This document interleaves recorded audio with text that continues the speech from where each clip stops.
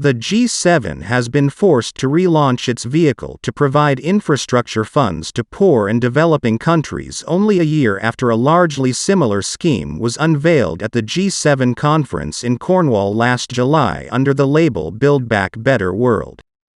The fund was relaunched at the start of the G7 in Germany on Sunday as the Global Investment and Infrastructure Partnership, and with the same goal of providing an alternative to the Chinese Belt and Road Initiative that Beijing has used for more than a decade to build economic ties with developing countries.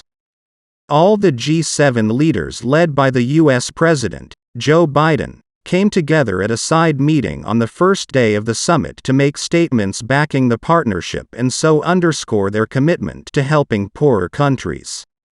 The aim would be to leverage a total $600 billion, £490 billion, of private and public funds by 2027, with Biden claiming $200 billion over the next 5 years would come from the U.S.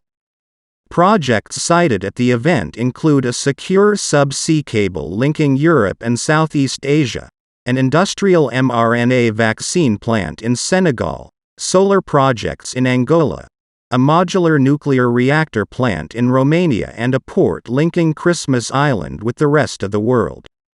The U.S. has always claimed that the Chinese offer of loans is laced with hidden terms that leave countries eventually facing high payback clauses and intrusive conditions that often cut across climate change objectives.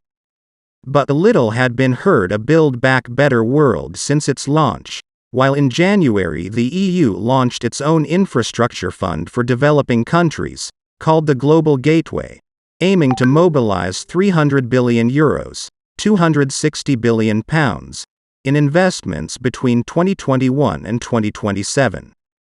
At the time, the EU insisted its fund would work alongside Build Back Better World, and not be a rival. The UK, outside the EU, launched its own infrastructure project called the Clean Green Initiative. Japan is planning to raise $65 billion over the same period for regional connectivity. Biden, the European Commission President, Ursula von der Leyen, and the UK Prime Minister, Boris Johnson, met in November at COP26 in Glasgow to evaluate their differing projects, and whether by duplicating their efforts they were weakening what they were offering to poor countries. Speaking at the G7 event on Sunday, Olaf Scholz, the German Chancellor, implicitly acknowledged the confusion, saying there were advantages if the G7 countries showcased their offers under a common roof. It does not appear from the statements that the funds are being fully merged into one funding stream, but instead are being more closely coordinated.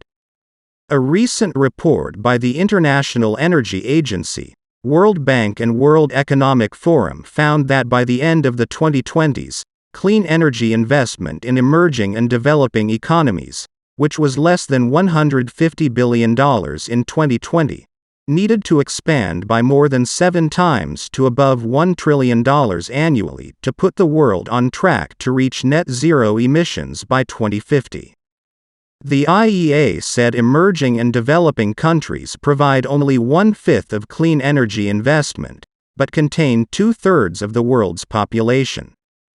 Jake Sullivan, the U.S. National Security Advisor and an important member of the project, said at an event hosted by the Center for a New American Security last week that the U.S.-initiated partnership will cover global infrastructure, physical health and digital infrastructure, and will provide an alternative to what the Chinese are offering.